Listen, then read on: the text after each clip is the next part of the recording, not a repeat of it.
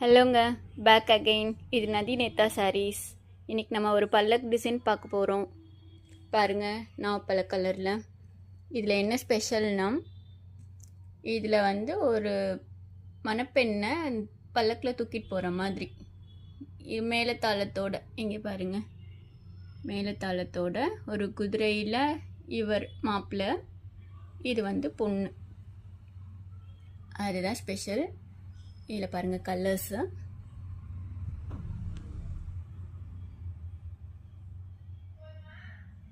நல்லா அழகாக இருக்கும். இதுக்கு நமக்கு கான்ட்ராஸ்ட்டு தான் எல்லாத்துக்குமே, ப்ளவுஸ் அண்டு முந்தி.